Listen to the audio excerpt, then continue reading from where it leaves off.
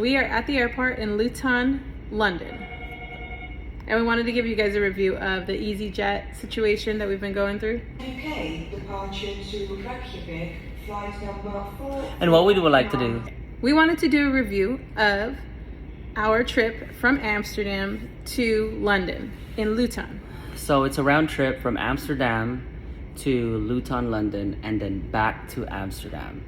And the review today is going to be on EasyJet Airlines. And we're going to be discussing some of the good things and the bad things, and something that you guys have to maybe look out for when going or using EasyJet Airlines. Okay, so some of the things that we ran into is you definitely want to arrive early.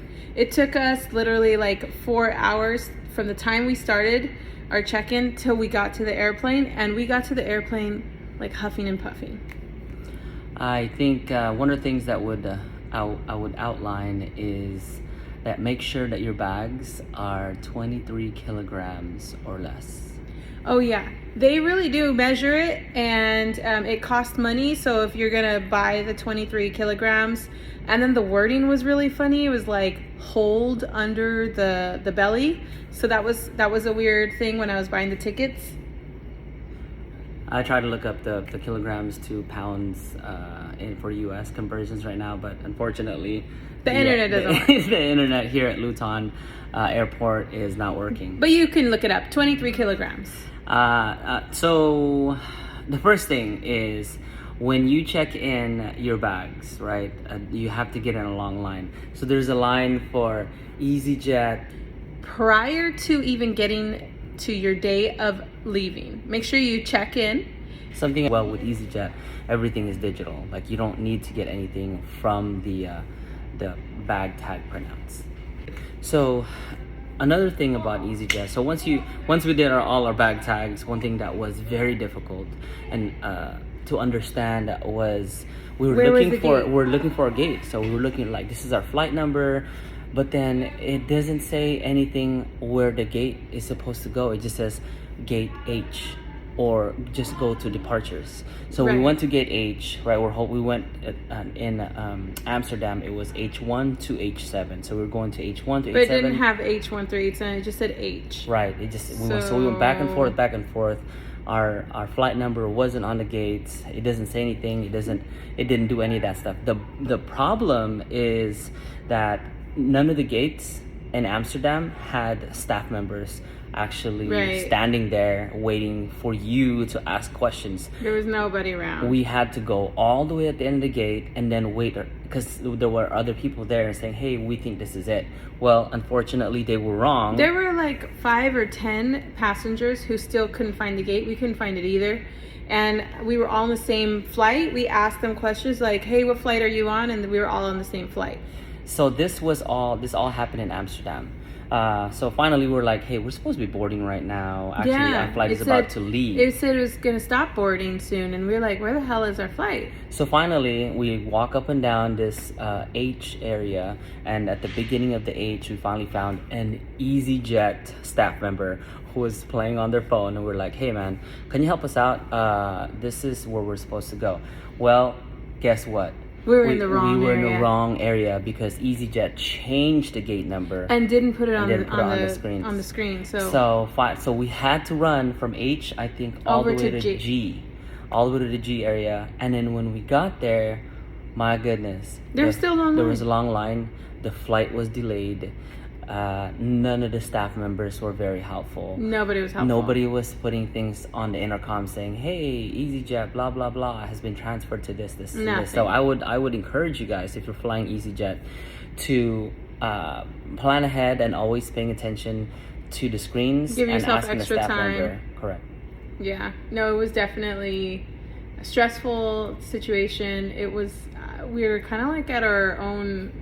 It was like every man for themselves, trying to figure it out. That's true. At this point, though, Dee was tired, and she's like, I'm tired. So I told her, I was like, go ahead, there's a long line. Go ahead and have a seat. And I fell asleep And waiting. she fell asleep waiting. And I was the one standing in line. Hey, guys, okay, we do that for women. Okay. For free. Don't want to say anything negative, but I'm going to say negative things. All right, so I guess I should get used to this because now you have to pay for everything on your plane, which is fine. Okay. bring water because they don't give it out for free on the plane. Bring snacks.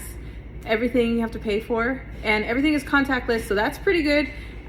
When you're in Europe or you're in like Britain or anything like that, mostly everything was contactless, which made it real easy for our exchange rate, and just our spending, tracking our spending was so much more easier because it was all contactless now. Yeah. So I like that. Okay, so that was our experience from Amsterdam to Luton Airport. Okay, we did a trip in London, but now we're on our way back, and there are a few highlights going on to EasyJet Airlines here on Luton Airport. You want to start?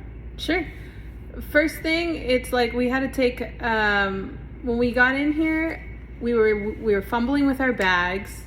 Definitely the bag situation, it's you do it yourself. You weigh it yourself, you put the tag on yourself. You have to do all your check-ins online, so you should have your check-in, you should have your passport. They check everything though, and it's like kind of like you're going through a train station. You have to like scan your stuff. Nobody's really looking at your passport until like right before you're getting on. Yes, so Dee wanted to be slick, right? Her bag was her bag was 24 kilograms. Mm-hmm. Well, mine was below 23. She checked mine in first and claimed it as her bag, right? And so she printed out her ticket, and then I switched the bag because it was too heavy. I tried to check my bag in, but then hers was way too heavy. So I was like, "What are we gonna do?" Right? And Dee was like, "Well, I haven't put this bag tag on this one yet, and maybe we can just swap it out." I took out a few things from her heavy bag, so it made it a little lighter. But one thing that she did do is that she swapped out the bag tags from the light one to the heavy one. Unfortunately, there's another point where you have to load up your bag, and there was like, and I was like, oh my god, am I getting caught? That was so bad. That was so bad. So, but the guy was nice enough to let the bag go through because it was only like 0.2 kilograms. It was just a small change, small difference, but I was like, oh my god, I got caught. No. So again, I messed up during that process because when the bag tag was printed out, I tried to kind of take off the sticker, but what you do is they stick together already. So as you take them out, they stick together. Right, just loop it through your handle and stick it together. Don't take off any of the information that's on there. Look, once you get inside, they're still not telling you what gate to go to. This is crazy. I was like so disorganized. We still don't know. We've been here for about 2 hours. We don't know what gate we're gonna go out of. And actually valid point, because when you're looking at the screen, the only thing that EasyJet tells you is go to departures. It doesn't tell you which gate to go to. And here there is 40 gates, right? We already walked all the way to gate 1 to gate We're just exercising. 16. We're just exercising. And now we're in gate 28. We still don't know what time. We still don't know which gate. What gate our flight is out of. It just tells you, the screen just tells you that the gate will be chosen at this time. Yeah, so for us, the gate will be chosen in about 20 minutes. So we have to wait here 20 minutes. So if you're on one side of the airlines, the airport, and your gate is all the way on the other side, you're gonna have to make your way from one point to the other. There's some points here though. There's really nice bathrooms all over the airport. You don't have to go to the ones that are really, really busy. You can go down an empty hall and go use better bathrooms there. There's also better places to like sit and rest. Right now we're in like a wing that's really empty. And I mean, if I had my kids with me, we'd be over here because it's just way less stressful than where all the people are. So EasyJet is definitely one of the inexpensive ones when traveling from Amsterdam to London, but there are going to be some snafus, and the staff members are not going to be rushing to help you out. You have to seek them out, and you have to kind of pay attention to your gates. It's not like in the United States where it's like if it's delayed, it'll tell you it's delayed. If it's changing to a different one, it'll tell you. Here it just says go to the boarding or departing station and wait and just relax and wait for it.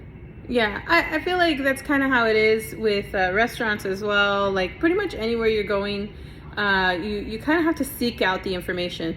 Things aren't just going to be, posted or easily accessible. People aren't like rushing to serve you. It's just, you got to go and be like, hey, can I have my check, please? And where's the water? Like you have to like really fight for these things. But I think you'll be all right.